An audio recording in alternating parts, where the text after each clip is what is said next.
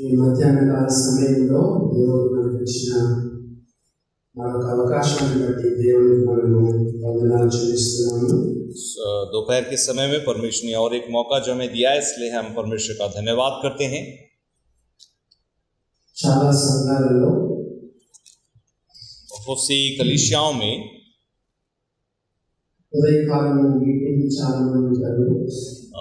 सुबह के समय में जो मीटिंग होती है उसमें बहुत से लोग होते हैं మధ్యాహ్నం మంచి భోజనం చేసి और दोपहर के भोजन करने के बाद సగానికి సగం మంది వెళ్ళిపోతారు. आधे से ज़्यादा लोग चले जाते हैं. కానీ మీ సంఘం అలాంటిది కాదు. लेकिन आपकी कलीसिया ऐसी नहीं है. పొద్దున ఎంతమంది ఉన్నారు అంతమంది అందరూ ఉన్నారు. और सुबह जितने लोग थे उतने ही सभी लोग हैं. చాలా సంతోషము. इसलिए बहुत खुशी की बात है. ఉదయకాలంలో మనం చదువుకున్న అధ్యాయాన్ని మనం చదువుకున్నాము. और सुबह जो अध्याय हमने पढ़ा है उसी को ही एक बार फिर से हम पढ़ेंगे. రాజుల రెండవ గ్రంథము राजाओं की किताब उसका दूसरा राजा और दूसरा अध्याय రెండవ అధ్యాయము 3వ వచనాన్ని చదువుకున్నాము. तीसरा वचन हम पढ़ेंगे. బేతేలులో ఉన్న ప్రవక్తల శిష్యులు ఎలీషా యొద్దకు వచ్చి, నేడు యెహోవా నీ యొద్ద నుండి నీ గురువును పరమునకు తీసుకొని పోనని నీవు ఎరుగుదువా అని ఎలీషాను అడగగా, అతడు నేను ఎరుగుదును, మీరు ఊరకుండుననెను.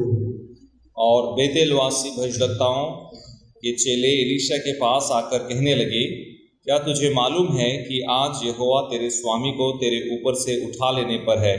उसने कहा, हाँ मुझे भी यह मालूम है, तुम चुप रहो. చదవబడిన వాక్యాన్ని దేవుడు మన కొరకై దీవించుగాక. पढ़े हुए इन वचनों को प्रभु हमारे लिए आशीषित करे. ఉదయకాలంలో మనము రాకడలో ఎత్తబడక ముందు మనలో రెండు అనుభవాలు ఉండాలని మనం చూసినాం. हम देख रहे थे सुबह के समय में जब उठाए जाने वाले होंगे उस समय में हमारा अनुभव कैसा होना चाहिए. మొట్టమొదటిగా మీగాల్ యొక్క అనుభవము, सबसे पहले गिलगाल का अनुभव, రెండవదిగా చూస్తే మనము బేతేల్ అనుభవంలో ఉండాలని చూసినాం. और दूसरा हमने देखा था बेतेल का अनुभव. మరి మూడవ వచనంలో మనం చదువుతున్నాము, और तीसरा वचन में हम पढ़ते हैं బేతేలులో ఉన్న ప్రవక్తల శిష్యులు అని రాయబడింది. बेतेलवासी भविष्यवक्ताओं के चेले बोल के लिखा है. ఎలీషా యొద్దకు వచ్చినారు. वे लोग एलीशा के पास आए మరి ఇక్కడ చాలా మంది శిష్యులు ఏర్పడినట్లుగా మనం చూడగలం. और हम देखते वहाँ बहुत से चेले थे. మరి 5వ వచనంలో కూడా చూస్తే ఎరికోలో కూడా కొంతమంది ప్రవక్తల శిష్యులు ఉన్నారు. 5वां वचन में हम देखते हैं एरिहो में भी कुछ एक भविष्यवक्ताओं के चेले थे. మనం చూడండి ఏమని రాయబడిందో. आप देखिए 5वां वचन, మరి శిష్యులు అనే పదం రాయబడింది. वहां पर भी चेले बोल के लिखा गया है. వీరు ప్రవక్తల శిష్యులుగా ప్రవక్తల శిష్యులుగా పిలువబడుతున్నారు. हम देखते हैं ये भविष्यवक्ताओं के चेले बोल के बुलाए जा रहे हैं. ప్రవక్తల శిష్యులు అంటే అర్థం ఏంటి? भविष्यवक्ताओं के चेले मतलब, శిష్యులు అంటే వాళ్ళు నేర్చుకునేవారు. चेले मतलब वो जो सीखने वाले हैं.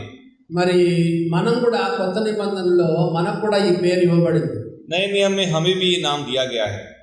బైబిల్లో మనకు చాలా పేర్లు చెప్పబడ్డాయి. बाइबल में हमारे लिए बहुत से नाम दिए गए हैं. కొన్ని పేర్లు మీరు చెప్తారా?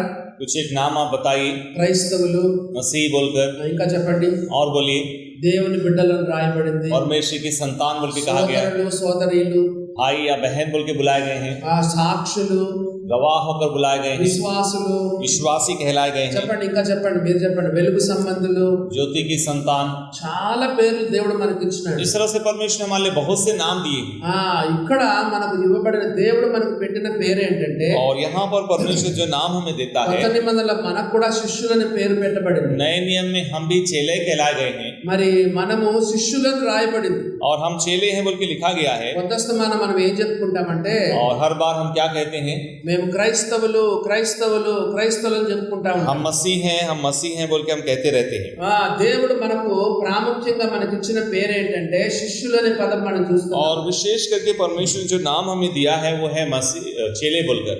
ఆ శిష్యులనే పేరు మనకు ఇవ్వబడింది. ये शिष्य बोलकर नाम हमें दिया गया। క్రైస్తవుల పదం బైబిల్లో కేవలం 3 సార్లు మాత్రమే మనం చూడగలం. मसीह बोलकर जो बात है बाइबल में केवल 3 बार हम देख सकते हैं। అపోస్తలుల కాల గ్రంథంలో 2 సార్లు, प्रेरितों के काम की किताब में 2 बार, మరి పేతురు రాసిన మొదటి పత్రికలో 1 సారి, और पहले पत्रस की पत्रिका में 1 बार। ఆది కాండము నుండి మీరు ప్రకటన గ్రంథం వరకు ఎన్నిసార్లు బైబిల్ తిప్పేసినా క్రైస్తవుల పదం మీకు కేవలం 3 సార్లు మాత్రమే ఉంది. उत्पत्ति की किताब से प्रकाशित वाक्य तक हम जितने भी बार बाइबल को छानबीन करके देखें फिर भी 3 ही बार मसीह बोल के शब्द आया है। శిష్యులనే పదం ఎన్నిసార్లు చెప్పండి? लेकिन चेले बोल के शब्द कितने बार आया है? సువార్త, మార్కు సువార్త, లూకా సువార్త, యోహాను సువార్త, అపోస్తలుల కాల గ్రంథంలో मत्ती सुसमाचार हो, मरकुस सुसमाचार हो, लूका हो, यूहन्ना हो या फिर प्रेरितों के काम की किताब हो, లెక్కలేని సార్లు శిష్యులు శిష్యులు శిష్యులనే పదం రాయబడింది. वह अनेक बार वहां पर शिष्य या फिर चेले बोल के शब्द आया है। మరి బైబిల్లో మనం చూస్తే और जब हम बाइबल में देखते हैं అపోస్తలుల కాల గ్రంథం 11వ అధ్యాయం ఒకసారి చూడండి. प्रेरितों के काम की किताब उसका 11वां अध्याय आप देखिए।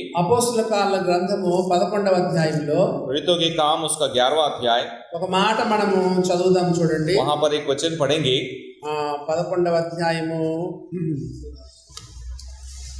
26వ వచనం లాస్ట్ లైన్ చదవండి చాలు. 26वां वचन में हम पढ़ेंगे उसका आखिरी लाइन। మొట్టమొదట అంతియొకయలో శిష్యులు క్రైస్తవులు అనబడిరి.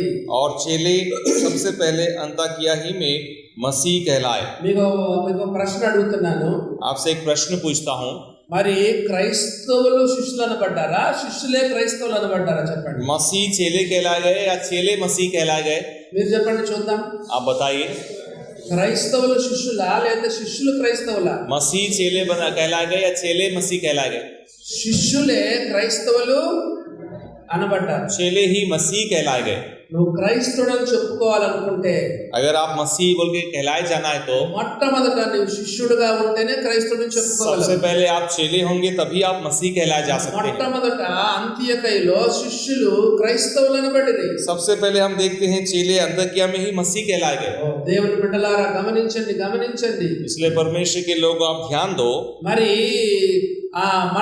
మనము శిష్యులైతేనే క్రైస్తవులు. अगर हम चेले हैं तभी हम मसीह हैं। మీకు ఒక విషయం చెప్తున్నాను.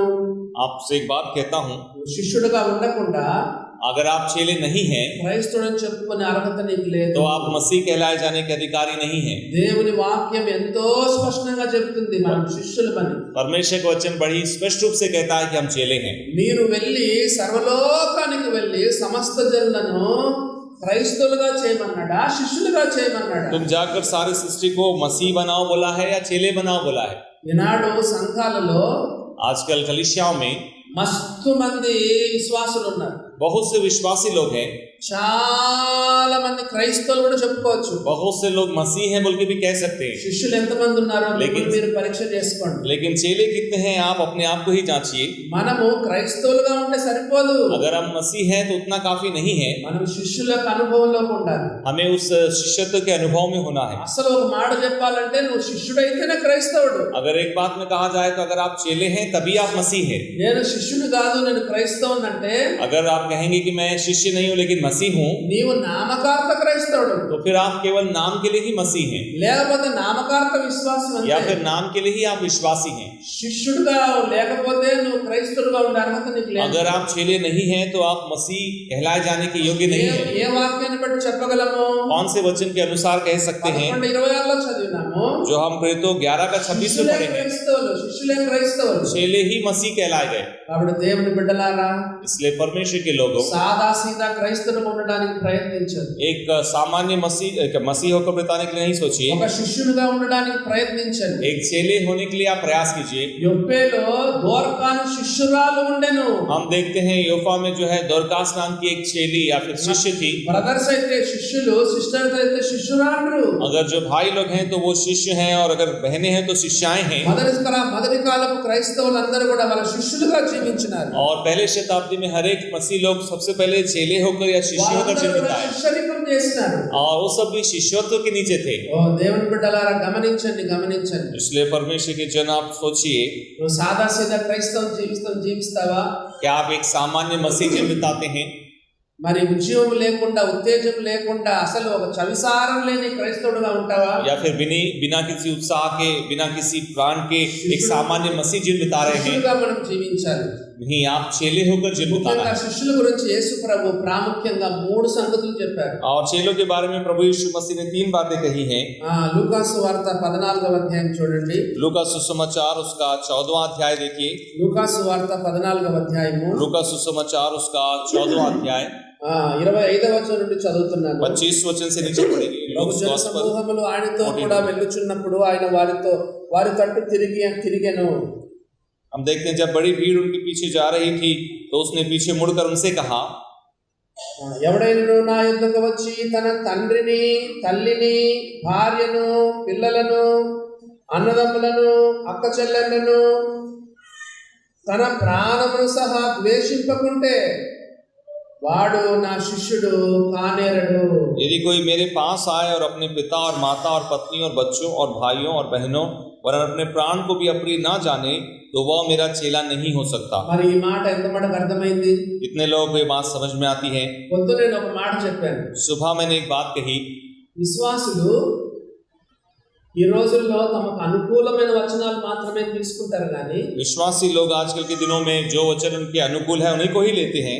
ఇలాంటి కఠినమైన వాక్యాలు అస్సలు గుర్తు కూడా ఉండదు. ऐसे कठिन वचन कम से कम याद भी नहीं रहते हैं। యేసు ప్రభువారు ఏం చెప్తున్నారు? प्रभु यीशु मसीह क्या कहते हैं? నాకంటే ఎక్కువగా अगर तुम मुझसे भी ज्यादा, తల్లి కన్నా తండ్రి, నాకంటే ఎక్కువగా తల్లినైనా, తండ్రినైనా, భార్యనైనా, భర్తనైనా, కుమారునైనా, కుమార్తెనైనా నాకంటే ఎక్కువగా మీరు ప్రేమిస్తే వాడు నాకు పాత్రుడు కాడు, వాడు నాకు శిష్యుడు కానేరడని ప్రభు చెప్పాడు. प्रभु कहते हैं अगर तुम मुझसे ज्यादा अगर अपने माता या पिता या पत्नी या पति या बच्चे या भाई बहनों को मुझसे ज्यादा अगर तुम प्रेम करते हो तो मेरे चेले नहीं हो सकते और ना ही चेले होने के योग्य होंगे। నీ జీవితంలో ప్రథమ స్థానం ఎవరికి? आपके जीवन में पहला स्थान किसका है? ప్రభును ప్రేమిస్తున్నావు, प्रभु से प्रेम करते हैं, కానీ అందరికంటే ఎక్కువ ప్రభును ప్రేమిస్తున్నావా? लेकिन क्या सबसे ज्यादा आप प्रभु से ही प्रेम करते हैं? యేసు ప్రభువారు ఎంతో ఖచ్చితంగా చెప్పాడు. प्रभु यीशु मसीह ने बड़े स्पष्टता से कहा, నాకంటే ఎక్కువగా మీరు ఎవరైనా ప్రేమిస్తే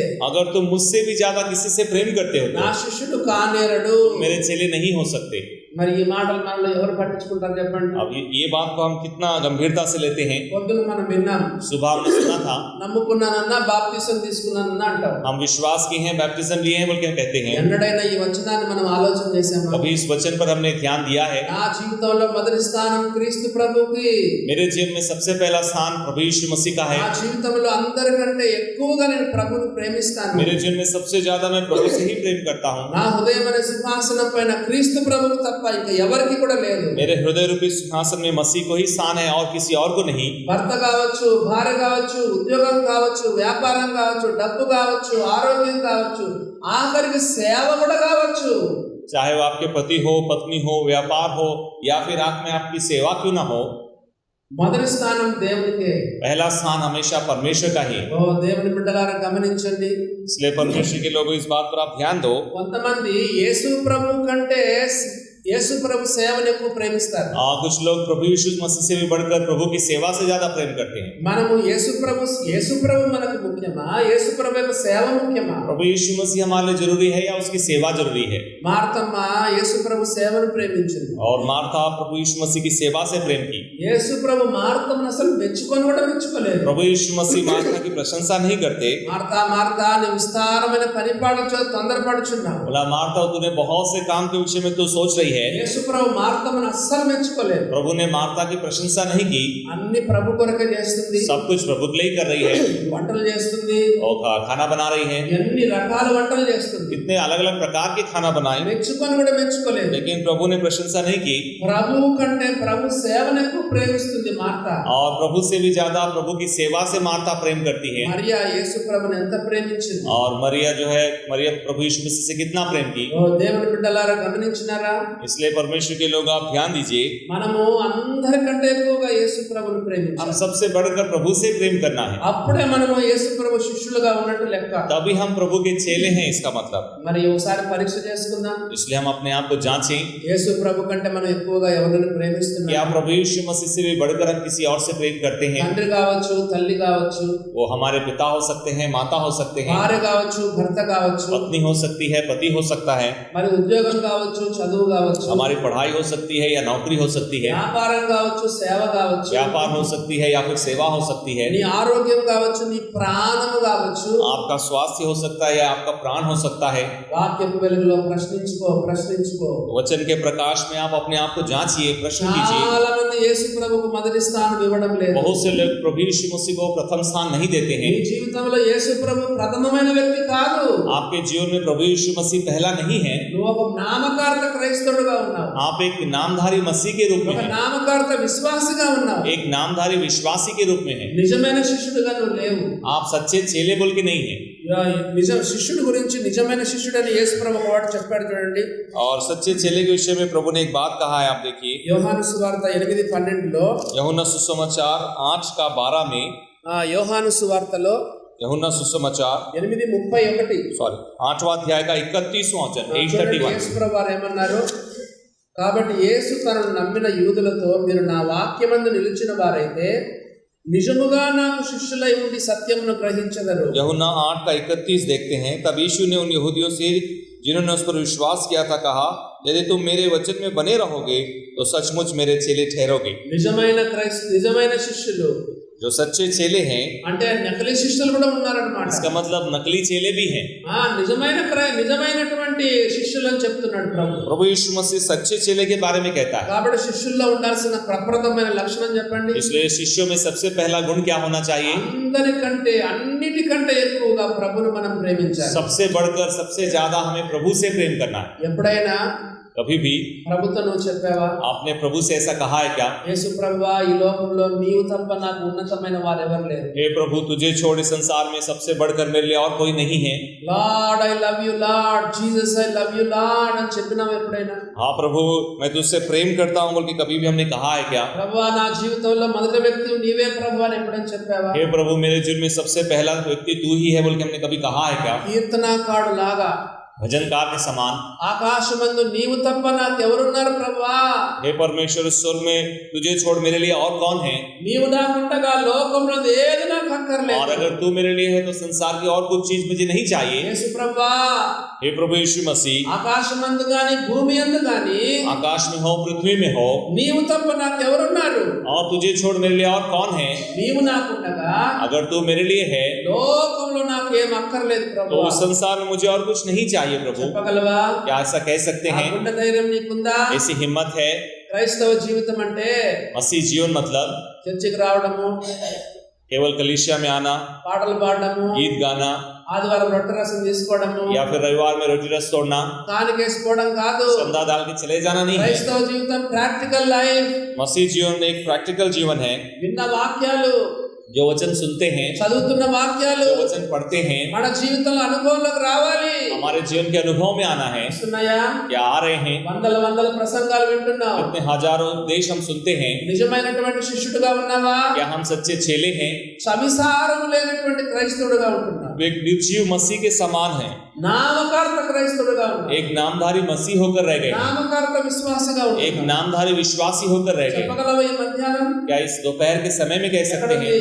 ఈ వచనం ఎక్కడ ఉంది చెప్పండి. ये वचन कहाँ है बताइए? 73వ కీర్తన भजन संहिता 73 में, 26వ వచనం అనుకుంటాను. उसमें 26वां वचन होगा शायद. వెరీ ఇంపార్టెంట్ బైబిల్లో. बाइबल में बहुत ही చాలా प्रमुख वचन, ప్రాముఖ్యమైన వచనం ఇది. बहुत ही प्रमुख वचन है बाइबल में. 73వ కీర్తన 25వ వచనం. भजन संहिता 73 का 25. మీరు నోట్ చేసి పెట్టుకోండి ఈ వచనం. इसको आप लिख कर रख लीजिए. నీవు ప్రభువుని ఎంత మటుకు ప్రేమిస్తున్నావు అనేది ఈ వచనం తెలుస్తుంది. इस वचन से पता चलता है आप प्रभु से कितना प्रेम करते हैं. చెప్పగలవా?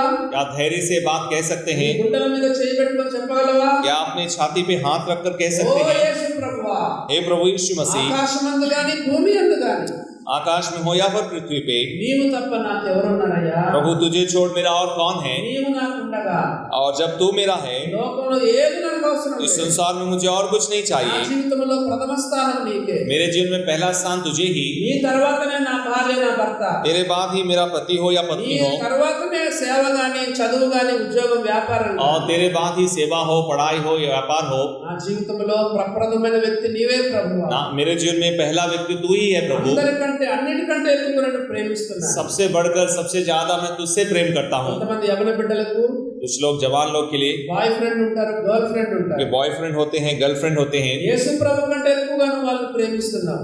प्रभु यीशु मसीह से ज्यादा आप उनसे प्रेम करते हैं. దేవుని వాక్యం ఒప్పుకుంటుందా? क्या परमेश्वर वचन से मानता है? నువ్వు నిజమైన శిష్యుడు అవుతావు. అప్పుడు तब आप क्या सच्चे चेले बन सकते ఎవరైనా हैं? కావచ్చు, పక్కన పెట్టేసే. कोई भी हो सकता है. నీ జీవితంలో మొదటి వ్యక్తి యేసు ప్రభు. आपके जीवन में पहला व्यक्ति प्रभु यीशु मसीह है. ఈ శిష్యుల గురించి యేసు ప్రభు రెండో మాట ఏం చెప్పారు? चेलों के बारे में प्रभु ने दूसरी बात क्या कही? లూకాసు వార్త 14వ అధ్యాయంలో लूका सुसमाचार उसका 14वां अध्याय में యేసు ప్రభు వారి శిష్యుల గురించి రెండో మాట ఏం చెప్పాడు प्रभु చెప్పండి. यीशु मसीह ने चेलों के बारे में क्या कहा? चैप्टर 14:27 14:27. మరియు ఎవడైనను తన సిలువను ఎత్తుకొని సిలువను మోసుకొని నన్ను వెంబడింపని ఎడల వాడు నా శిష్యుడు కానేరడు. और जो कोई अपना क्रूस ना उठाए और मेरे पीछे ना आए, वह भी मेरा चेला नहीं हो सकता. ఎవడైనను తన సిలువను ఎత్తుకొని నన్ను వెంబడింపకపోతే వాడు నా శిష్యుడు కాడు. जो कोई अपना क्रूस ना उठाए और मेरे पीछे ना आए, वह मेरा चेला नहीं हो सकता. యేసు ప్రభు ఈ మాట రెండు సార్లు చెప్పాడు. प्रभु यीशु मसीह ने बात 2 बार कही. ఎప్పుడైనా యేసు ప్రభు ఒకసారి కంటే ఎక్కువ సార్లు చెప్పాడంటే ఆ మాటకు చాలా విలువ ఉన్నది. और जब कभी भी प्रभु ने एक बात को एक से ज्यादा बार कहा है तो उसका ज्यादा महत्व है. ఇదే లూకాసు వార్త 9వ అధ్యాయంలో यही लूका सुसमाचार उसका 9वां अध्याय में 23వ వచనంలో చూడండి 23वां वचन में देखिए. ఏమన్నాడు ప్రభు? మరియు ఆయన అందరితో ఇట్లా, నేను ఎవడైనా నన్ను వెంబడింపకోరిన యెడల తన్ను తాను ఉపేక్షించుకొని ప్రతిదినము తన సిలువను ఎత్తుకొని వెంబడింపవలెను.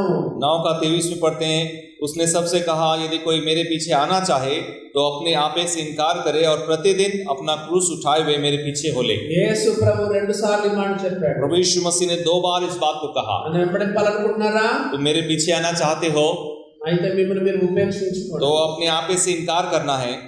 14వ అధ్యాయంలో ప్రతిదినం అనే మాట లేదు, 14वां अध्याय में प्रतिदिन वो बात नहीं है. కానీ 9వ అధ్యాయంలో ఏమని చెప్పండి? लेकिन 9वां अध्याय में क्या है? ప్రతిదినము वहां पर लिखा है हर दिन या फिर నీ प्रतिदिन. సిలువను ఎత్తుకోవాలి, हर दिन क्रूस उठाना है నన్ను వెంబడించాలి. और मेरे पीछे चलना है. మీరు మీ సిలువను ఎత్తుకొని నన్ను వెంబడించకపోతే अगर आप अपना क्रूस उठाकर मेरे पीछे नहीं चलते మీరు हैं నా శిష్యులుగా ఉండలేరు. तो तुम मेरे चेले नहीं हो सकते. ఉండొచ్చునేమో, నామకార్థ క్రైస్తవులుగా ఉండొచ్చు, शायद नामधारी मसीह हो सकते हैं నామకార్థ విశ్వాసులుగా ఉండొచ్చు, या फिर नामधारी विश्वासी हो నా सकते हैं, శిష్యుడిగా మాత్రం ఉండలేరు. लेकिन मेरे चेले नहीं हो सकते. పరీక్ష చేసుకోండి. अपने आप को आप जांचिए. అందుకే నీలో ఉజ్జీవం లేదు, इसीलिए आप में उत्साह नहीं है, ఉత్తేజం లేదు, वो उत्तेजना नहीं है ఉడుకుదనం లేదు, और वो रोष नहीं है ఉల్లాసం లేదు, और वो आनंद नहीं है. ఎంత చల్లారిపోయినావు. कितना आप ठंडा हो गए हैं ఎందుకంటే ఒక నామకార్థ క్రైస్తవుడుగా ఉంటున్నావు. क्योंकि आप एक नामधारी मसीह हैं. శిష్యుడుగా జీవించు, चेले बनकर जीवन बिताइए, శిష్యురాలుగా జీవించు. एक शिष्या होकर जीवन बिताइए. ప్రతిదినం हर दिन हम देखते हैं నీ సిలువను ఎత్తుకో. अपना क्रूस उठाए. సిలువ అంటే ఎవరో చెప్తారా? क्रूस क्या है बताइए? చెప్పండి చూద్దాం. సిలువ అంటే ఏంటి చెప్పండి. क्रूस क्या है आप बताइए? సిలువ అంటే क्रूस का मतलब శ్రమలు, जो क्लेश है, నిందలు, निंदा है, అవమానాలు, अपमान है, కష్టాలు, कष्ट है, కన్నీరు, आंसू है ఎన్నో ఇబ్బందులు. और बहुत से ऐसी परिस्थितियां हैं. ఒకటని కాదు సిలువ అంటే. क्रूस मतलब एक ही नहीं है. యేసు ప్రభు సిలువ ఏమైనా ఆయన ఏమైనా పాపం చేసినందుకు సిలువ అనుభవించాడా? प्रभु यीशु मसीह ने जो क्रूस सहा, क्या पाप के कारण सहा? నిష్కారంగా, నిర్హేతుకంగా.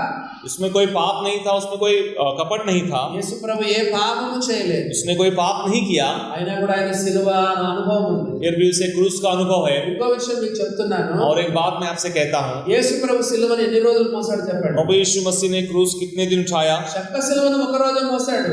जो लकड़ी का क्रूस था एक ही दिन उठाया. కానీ ఆయన ఈ లోకంలో జీవించిన 33 సంవత్సరాలు ప్రతిరోజు సిలువను మోసాడు. लेकिन इस संसार में 33 साढ़े 33 साल हर दिन वो क्रूस उठाए. అయితే మనకెందుకు చెప్తాడు ఆయన? नहीं तो हमें क्यों ऐसा कहता? ప్రతిదినము సిలువను ఎత్తుకొని నన్ను వెంబడించండి అంటే ఆయన కూడా ప్రతిరోజు సిలువను ఎత్తుకొని వెంబడించాడు. हर दिन क्रूस उठाकर मेरे पीछे चलो बोले से उसने भी हर दिन क्रूस उठाकर प्रभु चले हैं। చెక్క సిలువను ఆయన ఒక రోజే మోసాడు. लकड़ी का जो क्रूस है एक ही दिन उठाया, కానీ కష్టాలు, శ్రమలు, నిందలు, అవమానాలైనటువంటి సిలువ लेकिन कष्ट, निंदा, अपमान वाला जो क्रूस है, ఆయన ప్రతిరోజు తన సిలువను మోసుకుంటూ उस వెళ్ళిపోయాడు. क्रूस को वो हर दिन उठाकर चला। అందుకని నన్ను వెంబడించండి అంటున్నాడు. इसलिए प्रभु ने कहा मेरे पीछे हो लो। క్రైస్తవులు చాలా మంది बहुत से मसीह लोग ఎంతో ఎంజాయ్ చేస్తున్నారండి క్రిస్టియన్ లైఫ్ ని. और मसीह जीवन का बड़ा आनंद उठा रहे हैं। చాలా మంది చాలా సుఖపడుతున్నారు. बहुत से लोग बहुत सुख उठा रहे हैं। అసలు క్రైస్తవ జీవితమే కాదు, वो मसीह जीवन ही नहीं है। యేసు ప్రభు వారు చెప్పారు, प्रभु यीशु मसीह ने कहा లోకములో మీకు శ్రమ కలుగుతుంది. इस संसार में तुम्हें क्लेश होंगे, నేను అయినా మీరు లోకములో మీకు శ్రమ కలుగునైనా ధైర్యం తెచ్చుకోండి. बोला फिर भी तुम धैर्य रखो। ఈ యొక్క లోకంలో మనం సిలువను మోయాల్సిన అవసరం ఉన్నది. और इस संसार में क्रूस उठाने की आवश्यकता है। కొంతమంది నిజమైనటువంటి శిష్యుల జీవితాలను కదిలించండి. और कुछ नए जो सच्चे चेले हैं उनके जीवन को आप देखिए, వాళ్ళ జీవితాల్లో ఎన్ని కష్టాలు ఉంటాయి. उनके जीवन में कितने कष्ट होते हैं। కదిలిస్తే చాలు కళ్ళలో నీళ్ళు వస్తాయి. उनको अगर थोड़ा सा भी आप हिला दे कितने आंसू आएंगे। దేవుని బిడ్డలారా గమనించండి. इसलिए परमेश्वर के लोगों आप ध्यान से सुनो। యేసు ప్రభు ఈ లోకంలో జీవించిన ఏ ఒక్క రోజు కూడా ఆయన ఈ లోకంలో సుఖపడలేదు. प्रभु यीशु मसीह इस संसार में जितने भी दिन जीवन बिताए, एक दिन भी उसने सुख से नहीं रहा। హెబ్రీ 5:7 ఏం చెప్తుంది చెప్పండి. इब्रानियों 5:7 में हम क्या पढ़ते हैं? యేసు ప్రభు తాను శరీరధారిగా ఉన్న దినములలో प्रभु यीशु मसीह संसार में देहधारी होकर दिनों में రోదనముతోను కన్నీళ్లతోను కలిపాడు. वहां पर बहुत आंसू बहाकर उसने जीवन बिताए। with great lamentations, with tears and fears and crying. महाविलाप के साथ, बड़े आंसुओं के साथ उसने जीवन बिताया। ఎంత రోదించినాడు యేసు ప్రభు ఈ భూలోకంలో ఉన్నప్పుడు. इस संसार में प्रभु यीशु मसीह ने कितना विलाप किया, ఎంత కన్నీరు గార్చినాడు ఆయన, कितना आंसू बहाया, ఎంత శ్రమల గుండా వెళ్ళినాడు. कितने कष्टों से गया। ఓ దేవుని బిడ్డ, इसलिए परमेश्वर के जन, సుఖపడుతున్నావా, సిలువను మోస్తున్నావా? आप सुख से हैं या क्रूस उठा रहे हैं, సిలువను తప్పించుకుంటున్నావా, या क्रूस से बच रहे हैं? సుఖపడుతున్నావా? అయితే నువ్వు నిజమైన శిష్యుడు కాదు. अगर आप इस तरह से सुख से हैं तो आप सच्चे चेले नहीं हैं, ఫేక్ బిలీవర్. एक नकली विश्वासी हैं। దేవుని వాక్యం ఏం చెప్తుంది తెలుసా? परमेश्वर वचन क्या कहता है? నువ్వు నిజమైన శిష్యుడు అయితే अगर आप सच्चे चेले हैं तो సిలువను మోయాల్సి ఉంటుంది. आपको क्रूस उठाना पड़ेगा। నిజమైన దేవుని బిడ్డలకు और जो सच्चे परमेश्वर के जन हैं, లోకంలో మీకు శ్రమ కలుగుతుంది. संसार में उन्हें क्लेश होता है। పౌలు ఇంకా ఒక మాట ఒక ముందు अड़गेसिनाడు.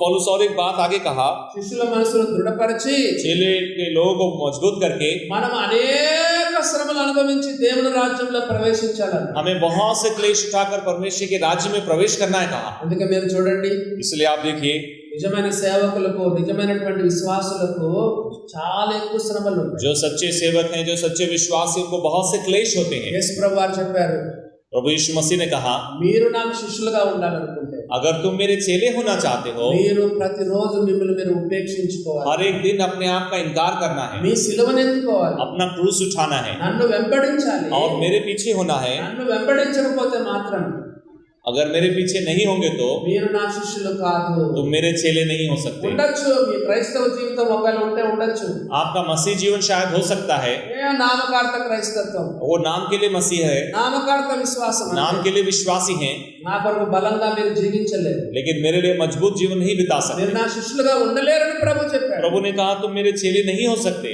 అది రెండవది. वो दूसरा है, మరి పరీక్ష చేసుకోండి. अपने आप को हम जांचें, సాదా సీదా క్రైస్తవుడుగా ఉంటున్నావా, శిష్యుడుగా एक ఉంటున్నావా? सामान्य मसीह होकर है या फिर एक चेले होकर है। నీ ప్రార్థనలో పసలేదు, आपके जो प्रार्थना है उसमें कोई बल नहीं है, ప్రసంగాల్లో పసలేదు, आपके वचनों में, उपदेशों में कोई बल नहीं है, ఆదివారం వచ్చి ఆరాధన చేస్తావు, रविवार को आकर आप आराधना करते हैं, అంత కంఠాపాఠం ఆరాధన, हर एक जो बाय हार्ट करके आए ऐसा है, 3 నెలల నుంచి అదే చేస్తున్నావు. 3 महीने से वही कर रहे हैं। నీవు ఆరాధనలో కూడా, నీవు స్తుతులు చెల్లించే స్తుతుల్లో కూడా ఏం కొత్తదనం आराधना లేదు. में जो आप स्तुति की भेंट चढ़ाते हैं उसमें भी कोई नयापन नहीं है, ఇతరుల మీద ఏ రకమైన ప్రభావం చూపించలేకపోతుంది. दूसरे पर कोई प्रभाव नहीं डाल पाते हैं, చూడండి, ఎందుకంటే నువ్వు సాదాసీదా క్రైస్తవుడు. क्योंकि आप एक सामान्य मसीह हैं। శిష్యుడైతే अगर चेले हैं तो ఆ ప్రభావం ఉంటుంది. वो प्रभाव रहता है। మరి చూడండి, యేసు ప్రభు వారు చెప్పారు, प्रभु यीशु मसीह ने कहा, శిష్యుడైతే మాత్రం अगर चेले हैं तो ప్రతిరోజు తను ఉపేక్షించుకొని తన సిలువను ఎత్తుకొని हर వెంబడించాలి. एक दिन अपने आप का इनकार करते हुए अपना क्रूस उठाकर उसके पीछे चलना। మూడవదిగా చూడండి, तीसरा आप देखिए, శిష్యుల గురించి యేసు ప్రభు వారు ఏం చెప్పారు? లూకాసు వార్త 14లో और लूका सुसमाचार 14वें अध्याय में प्रभु ने तीसरी बात क्या कही? 33వ वचనంలో ఏమన్నాడు? 33वां वचन पढ़ेंगे, वर्स 33। ఆ ప్రకారమే మీలో తనకు కలిగినదంతయు విడిచిపెట్టని వాడు నా శిష్యుడు కానేరడు. 33 इसी रीति से तुम में से जो कोई अपना सब कुछ त्याग न दे वह मेरा चेला नहीं हो सकता। బైబిల్లో ఎంత కఠినమైన మాటలు ఉన్నాయో చూడండి. बाइबल में कितने कठिन बातें हैं आप देखिए। మీకు కలిగినదంతా విడిచిపెట్టని వాడు और तुम्हारे पास जो कुछ भी है उसे त्यागना है। నా శిష్యులుగా ఉండలేరు. अगर आपने नहीं त्यागा है तो मेरे चेले नहीं हैं। వేల మంది వెంబడిస్తున్నారు యేసు ప్రభు దగ్గర. प्रभु यीशु मसीह के पीछे हजारों लोग चल रहे हैं। 25వ వచనం చదవండి. 25वां वचन देखिए। బహుజన సమూహములు एक बड़ी भीड़ है। ఎందుకు నా వెంట వస్తారు? क्यों मेरे पीछे आ रहे हो? ఏదో చేపల కొరకు, రొట్టెల కొరకు, मछलियों के लिए या रोटियों के लिए, అద్భుతాల కొరకు, ఆశ్చర్య క్రియల కొరకు, अद्भुतों के लिए, आश्चर्य कामों के लिए, స్వస్థతల కొరకు स्वस्थता के लिए, వేల మంది, हजारों लोग। అందరిని మనం నిజమైన దేవుని బిడ్డలు చెప్పడానికి లేదు. सबको हम परमेश्वर की सच्ची संतान नहीं कह सकते। చర్చికి వచ్చిన వాళ్ళందరూ దేవుని బిడ్డలేనా? चर्च में आने वाले क्या सभी परमेश्वर की संतान हैं? రొట్టె రసం తీసుకున్న వాళ్ళందరూ దేవుని బిడ్డలేనా? रोटी रस में से भाग लेने वाले क्या सभी परमेश्वर की संतान हैं? అందరూ శిష్యులేనా? क्या सभी चेले हैं?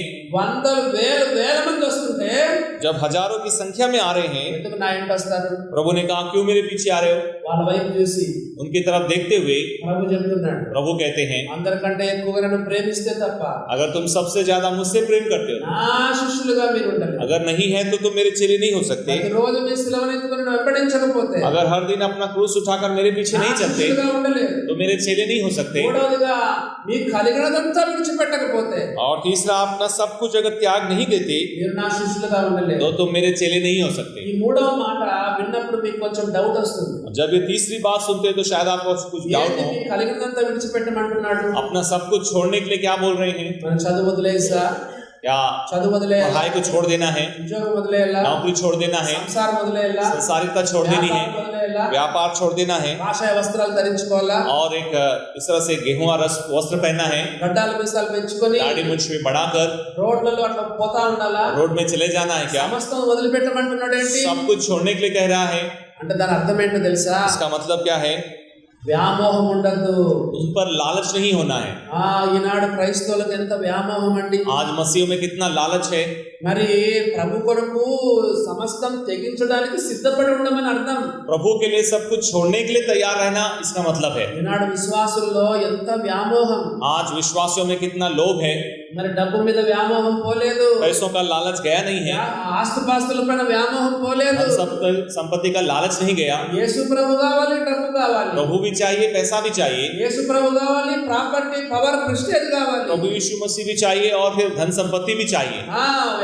మరి యేసు ప్రభు కావాలి, ఆస్తుపాస్తులు కావాలి. प्रभु यीशु चाहिए और उसके साथ साथ धन संपत्ति भी चाहिए। యేసు ప్రభు వారు చెప్పారు, प्रभु यीशु मसीह ने कहा వ్యామోహం నీకు ఉండకూడదు. आपको लोभ नहीं होना चाहिए। మరి ఉద్యోగం ఉండాల్సిందే, नौकरी तो चाहिए, భార్య భర్త ఉండాల్సిందే, पति पत्नी की आवश्यकता है, పిల్లలు ఉండాల్సిందే, बच्चे भी चाहिए। దేవుడిస్తే ఇల్లు కూడా మనకు ఉండాలి. अगर परमेश्वर दे तो घर भी होना चाहिए। దేవుడు మనకిస్తే వస్తు వాహనాలు, కార్లు అవన్నీ ఉండాల్సిందే. अगर परमेश्वर दे तो वस्तु वाहन कार सब कुछ चाहिए। దేవుడిస్తే మంచిగా వ్యాపారం చేసుకో. प्रभु देगा तो अच्छे व्यापार कीजिए, వ్యామోహం ఉండకూడదు, लेकिन వ్యామోహం लालच नहीं होना चाहिए।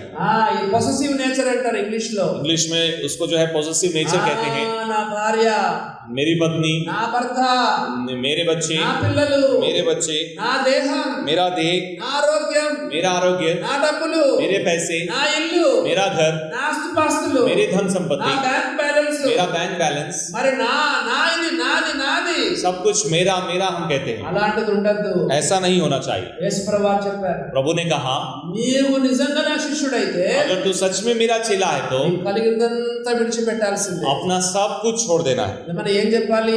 तो हमें क्या कहना है? యేసు ప్రభువా, हे प्रभु, నా భర్త, భార్య నీకు, और मेरा जो पति है या నా पत्नी పిల్లలు तेरे हैं, నా పిల్లలు నీ కొరకు ప్రభువా, मेरे बच्चे तेरे लिए प्रभु, నాకు పెద్ద బిల్డింగ్ ఇచ్చినావు, मुझे बड़ा घर दिया, బిల్డింగ్ నీ కొరకు ప్రభువా, ये प्रभु तेरा ही है, నా ఆరోగ్యం నీ కొరకు, मेरा स्वास्थ्य तेरा है, నా సేవ నీ కొరకు, मेरी सेवा तेरे लिए నా है, డబ్బులు నీ కొరకు, मेरे पैसे तेरे నా हैं, బ్యాంక్ బ్యాలెన్స్ నీ కొరకు, मेरा बैंक बैलेंस तेरे लिए నా है, ఆరోగ్యం నీ కొరకు, मेरा स्वास्थ्य तेरे लिए నా है, సమస్తం నీ కొరకు, मेरा सब कुछ तेरे लिए నా है, సర్వం నీ కొరకు. मेरा सब कुछ तेरे लिए है। నాడు విశ్వాసులు ఎట్లున్నారో తెలుసా? लेकिन आज विश्वासी कैसे हैं? దశమ భాగం మాత్రమే ఇస్తారు. केवल दशवांश ही देते हैं 90%, और మిగతా 90% बाकी का 90% విచ్చలవిడిగా ఖర్చు పెడుతుంది. अपनी इच्छा के अनुसार खर्च करते हैं। కొంతమంది 10% కూడా ఇవ్వరు అనుకోండి, कुछ लोग दशवांश भी नहीं देते हैं అది వాళ్ళు ఇంకా ఘోరం.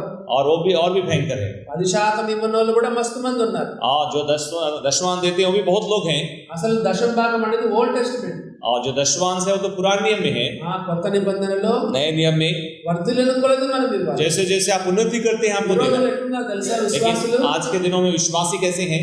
ఏదో 10% అని పడేయడము, 10% दे देना है, 90% నాది, ఇది దేవుని కాదు నాది, बाकी 90% परमेश्वर का नहीं मेरा है। విచ్చలవిడిగా ఖర్చు పెడుతున్నావు. बहुत ही आराम से अपनी मर्जी से खर्च करते हैं। శిష్యుడా నీవు? क्या आप चेले हैं? చెప్పండి శిష్యుడా? क्या आप चेले हैं? ఓ దేవుని బిడ్డలారా, इसलिए परमेश्वर के जनों తనకు కలిగినదంతా విడిచిపెట్టని వాడు, अपना सब कुछ जो त्याग नहीं देता వాడు నా శిష్యుడుగా ఉండలేడు. वो मेरा चेला नहीं हो सकता। దీని అర్థం ఏంటి? इसका मतलब क्या है? దేవుని మీద వ్యామోహం పెంచుకోవద్దు. किसी का लालच हमें नहीं होना ఒక चाहिए। వచనం గుర్తుకొస్తుంది. एक वचन याद आ रहा है, కొరింథీయులకు రాసిన మొదటి పత్రిక 7వ అధ్యాయము, पहला कुरिन्थियों उसका 7वां अध्याय, కొరింథీయులకు రాసిన మొదటి పత్రిక 7వ అధ్యాయము 29వ వచనం. पहला कुरिन्थियों उसका 7वां अध्याय का 29वां वचन 7:29। ఏమన్నా చూడండి, సహోదరులారా నేను చెప్పినదేమనగా కాలము సంకుచితమై ఉన్నది. हे भाइयों, मैं यह कहता हूं कि समय कम किया गया है, గనుక ఇక మీదట భార్యలు కలిగిన వారు భార్యలు లేనట్టును, इसलिए चाहिए कि जिनके पत्नी हो वो ऐसे हो मानो उनके पत्नी नहीं, ఏడ్చువారు ఏడవనట్టును, रोने वाले ऐसे हो मानो नहीं रोते, సంతోషపడు వారు సంతోషపడనట్టును, और आनंद करने वाले ऐसे हो मानो आनंद नहीं करते, కొనువారు తాము కొన్నది తమది కానట్టును, और मोल लेने वाले ऐसे हो मानो उनके पास कुछ नहीं ఈ है, లోకం అనుభవించు వారు అమితముగా అనుభవింపనట్టును ఉండవలెను. इस संसार के साथ व्यवहार करने वाले ऐसे हो कि संसार ही के ना हो ले। చూసారా దేవుని బిడ్డలారా, इसलिए परमेश्वर के संतानों देखिए, తనకు కలిగిందంతా విడిచిపెట్టమంటే అర్థం ఏంటి? प्रभु ने कहा अपना सब कुछ छोड़ देना। इसका मतलब కొనినది ఇది నాది కాదు అనుకోవాలంట. जो हम खरीदते हैं हम सोचे कि हमारा नहीं है। మేము ఇక్కడ ఏది మన వైజాగ్ లో विशाखापट्टनम में దాదాపు 500 లేకపోతే 1000 స్క్వేర్ యార్డ్స్ స్థలం ఉంది. एक 500 स्क्वायर यार्ड या फिर 1000 स्क्वायर यार्ड जगह है। ఎంత విలువ వస్తుంది? कितना उसका मूल्य होगा? 2-3 ఎన్ని కోట్లు వస్తుంది? కోట్లు. कितने करोड़ होंगे? ఉంది, అది అంత విలువ చేస్తుంది. उसका मूल्य उतना है। పెద్ద బిల్డింగ్ ఉంది, एक बड़ा बिल्डिंग है, సెంటర్ లో, सेंटर में है, అది కూడా కోట్లు చేస్తుంది. वो भी करोड़ होंगे। ఏమనుకోవాలి నువ్వు? आपको क्या सोचना है? నాకేం లేదు, मेरा कुछ नहीं है, ప్రభు వస్తే వెళ్ళిపోతాను, प्रभु आएगा तो चले जाऊंगा, డబ్బులు నాకు లెక్క లేదు, ये पैसों की कोई कीमत नहीं है, ఆస్తిపాస్తులు లెక్క లేదు, धन संपत्ति की कोई कीमत नहीं, వ్యామోహం ఉండకూడదు. लोभ नहीं होना चाहिए। ఓ దేవుని బిడ్డలారా గమనించండి. इसलिए परमेश्वर के जनों आप सोचिए, దేవుడు మనకు పెట్టిన పేరు శిష్యులనే పేరు పెట్టాడు. परमेश्वर ने हमें चेले बोल के नाम दिया है। మరి మనం శిష్యరికం చేస్తున్నామా? क्या हम चेले हैं? మరి శిష్యులనే పదము, और चेले बोल के जो शब्द है, శిష్యుల్ని ఇంగ్లీష్ లో ఏమంటారు చెప్పండి? और चेलों को इंग्लिश में क्या बोला है? డిసైపుల్స్ అంటారు. डिसाइपल्स बोला है। డిసిప్లిన్ అనే పదము నుండి డిసైపుల్ వచ్చిందంట. जो डिसिप्लिन शब्द है उसी से डिसाइपल बोल के शब्द आया है। డిసైపుల్ అనే పదం ఎక్కడి నుంచి వచ్చింది చెప్పండి? डिसाइपल बोल के शब्द कहाँ से आया है? డిసిప్లిన్. డిసిప్లిన్ डिसिप्लिन से आया है। మరి విశ్వాసులకు డిసిప్లిన్ ఉందా? क्या విశ్వాसियों में डिसिप्लिन है? ఎప్పుడు పడుకుంటాడో ఎప్పుడు లేస్తాడో. कब सोते हैं कब उठते हैं? బైబిల్ లేదు, ప్రార్థన లేదు. बाइबल नहीं है, प्रार्थना नहीं है। పొద్దున్న లేచిన పళ్ళు తోము కూడా స్నానం చేసుకుని పరుగో. सुबह उठे हैं, ब्रश करके नहा कर फिर भागना ही है। ఎందుకు సమయానికి పడుకోవడం లేదు? क्यों आप समय पे नहीं सोते? ఫోన్ ఫోన్ ఫోన్ फोन में आप होते हैं, వాట్సాప్ వాట్సాప్ व्हाट्सएप में हैं, इंटरनेट में हैं। ఎందుకు? क्यों? 12, 12:30, 1 గంట, 1:30, 2 12 बज जाते हैं, 1, 2 बज जाता है, క్రమం లేదు, उसमें कोई क्रम नहीं है, డిసిప్లిన్ లేదు, कोई डिसिप्लिन नहीं है। డిసైపుల్ కాదు నువ్వు. आप डिसाइपल नहीं हैं। ఒకప్పుడు సెల్ ఫోన్ లేనప్పుడు एक समय में जब सेलफोन नहीं था, 10:30, 11 పడుకునేవాడు. 10, साढ़े 10 को सो जाते थे, 5, 6 గంటలకు లేసేవాడు. 5, 6 बजे उठ जाते थे, పొద్దున్న లేస్తే గంట సేపు ప్రార్థనలో గడిపేవాడు, सुबह उठ के 1 घंटा प्रार्थना करते थे, వాక్యంలో గడిపేవాడు. वचन में पढ़ते थे। ఇప్పుడు ఇది వచ్చింది, अभी ये आ गया, ఇంటర్నెట్ వచ్చింది, इंटरनेट आ गया, యూట్యూబ్ వచ్చింది, यूट्यूब आ गया, వాట్సాప్ వచ్చింది. व्हाट्सएप आ गया। 2 గంటలు పడుకుంటే 2 बजे सोने से ఎప్పుడు ప్రార్థన చేసుకుంటా, ఎప్పుడు వాక్యం कब చదువుకుంటా? प्रार्थना करेंगे तो कब वचन पढ़ेंगे? క్రమం తప్పిపోయింది. आपका जो ऑर्डर है चला गया, డిసైపుల్ కాదు ఇప్పుడు. अभी आप डिसाइपल नहीं है। ఓ దేవుని బిడ్డలారా గమనించండి. इसलिए परमेश्वर के लोगों इसे ध्यान दीजिए। డిసైపుల్కు డిసిప్లిన్ ఉంటుంది. जो डिसाइपल है उसका एक डिसिप्लिन होता है। క్రమశిక్షణ ఉందా? क्या आपको डिसिप्लिन है? మరి ప్రార్థనలో గడుపుతున్నావా? प्रार्थना में समय बिता रहे हैं, వాక్యంలో గడుపుతున్నావా? वचन में समय समय बिता रहे हैं? దేవుడు నీకు ఇచ్చిన 24 గంటలను నువ్వు క్రమ పద్ధతిలో వాడుతున్నావా? परमेश्वर ने जो 24 घंटे आपको दिए उसे एक क्रम के अनुसार उपयोग करते हैं? దేవునికి ఇవ్వాల్సిన సమయం దేవునికి ఇవ్వాలి, परमेश्वर को जो समय देना है परमेश्वर को देते हुए, భార్యతో గడపాల్సిన సమయం భార్యతో గడపాలి, पत्नी को जो समय देना चाहिए वो पत्नी को देते हुए, మరి భర్తతో గడిపే సమయం భర్తతో గడపాలి, पति के साथ जो समय बिताना है पति को देते हुए, పిల్లలతో సమయం గడపాలి, बच्चों के साथ समय बिताते हुए, ఉద్యోగం ఇవ్వాల్సిన సమయం ఉద్యోగానికి ఇవ్వాలి, नौकरी के लिए जो समय देना है वो नौकरी को देते हुए, మరి సంఘానికి ఇవ్వాల్సిన సమయం సంఘానికి ఇవ్వాలి, कलीसिया को जो समय देना है कलीसिया को देते हुए, నిద్రపోవాల్సిన సమయం నిద్రపోవాలి. और जब सोने का समय है तब सोना है. క్రమం తప్పింది. हम देखते हैं इसमें एक ऑर्डर चला गया है. విశ్వాసులలో డిసిప్లిన్ లేదు, विश्वासियों में डिसिप्लिन नहीं है. శిష్యుల్లో డిసైపుల్స్ లో డిసిప్లిన్ లేకుండా जो लोग शिष्य हैं जो डिसाइपल हैं उसमें डिसिप्लिन नहीं दिखाई देता. దేవుని బిడ్డలారా గమనించినారా? परमेश्वर के लोगों क्या इस पर आप ध्यान देते हैं? ఎప్పుడైనా శిష్యుల గురించి ఈ మూడు మాటలు విన్నారా? कभी भी शिष्यों के बारे में इन बातों को सुना है क्या? విన్నా కూడా ఇంత సీరియస్ గా మీరు ఎప్పుడైనా మనం తీసుకుంటున్నామా? जब सुनते हैं तो क्या इसे गंभीरता से लेते हैं? పొద్దున ఒక వాక్యం విన్నాం, सुबह एक वचन सुना, నమ్ముకున్నాం, బాప్తిసం తీసుకున్నాం, రక్షణ. विश्वास किए, बैप्टिज्म लिए, उद्धार पा लिए. అంతేనా? क्या उतना ही है? అదొక వాక్యమేనా? क्या वही है? మరి ఈ వాక్యాలు फिर ये वचन యేసు ప్రభు మరి ఎందుకు ఇంత కఠినంగా చెప్పాడు? क्यों प्रभु यीशु मसीह ने इतने कठिनता से कहा? యేసు ప్రభు వారు చెప్పారు, प्रभु ने कहा ఇరుకు మార్గం एक सकरा मार्ग है, ప్రతిరోజు సిలువను మోసుకోవాలి. हर दिन क्रूस उठाना है. యేసు ప్రభు వారు చెప్పారు. प्रभु ने कहा ఇదే లూకా సువార్త 14వ అధ్యాయంలోనే लूका सुसमाचार के 14वें अध्याय में ही, మీరు ఒకవేళ శిష్యులుగా ఉండాలనుకుంటే अगर आप चेले होना चाहते हैं तो కూర్చోండి, आप बैठिए, కూర్చొని లెక్క చూసుకోండి. उसके बाद एक हिसाब लगाइए. సాదా సీదా క్రైస్తవుడుగా ఉంటావా, क्या एक सामान्य मसीह होकर रहेंगे శిష్యుడుగా ఉంటావా? या फिर चेले होकर रहेंगे? చదవండి, లూకా సువార్త 14వ అధ్యాయం చదవండి. लूका सुसमाचार उसका 14वां अध्याय 28వ వచనం చూడండి. 28वां वचन देखिए. మీలో ఎవడైనా గోపురము కట్టింపగోరిన ఎడల, तुम में से कौन है जो गढ़ बनाना चाहता हो? శిష్యుడుగా ఉండాలంటే గోపురం కడుతున్నట్టు లెక్క. चेले होना मतलब एक गढ़ बनाने के बराबर है. అదే ప్యాసేజ్ లో చెప్పాడు యేసు ప్రభు. उसी भाग में प्रभु ने कहा శిష్యుడుగా ఉండాలంటే గోపురం కట్టినట్టు. चेले होना मतलब एक गढ़ बनाने के बराबर है. ఏదో చిన్న గుడిసె కాదు. एक छोटा सा झोपड़ी नहीं, You have to pay the price. उसके लिए कीमत चुकानी You है, have to count the cost. उसके लिए हिसाब लगाना है. శిష్యుడుగా ఉండాలంటే సామాన్య విషయం కాదు. शिष्य होकर रहना मतलब सामान्य बात नहीं है. చూడండి చూడండి ఏమని రాయబడింది, ఎవడైనా గోపురము కట్టింపగోరిన ఎడల उनमें से कोई अगर गढ़ बनाना चाहते हो, దాన్ని కొనసాగించుటకు उसको बनाने के लिए కావలసింది తన యొద్ద ఉన్నదో లేదంటే కూర్చుండి తగులబడి మొదట లెక్క చూచుకొనడా.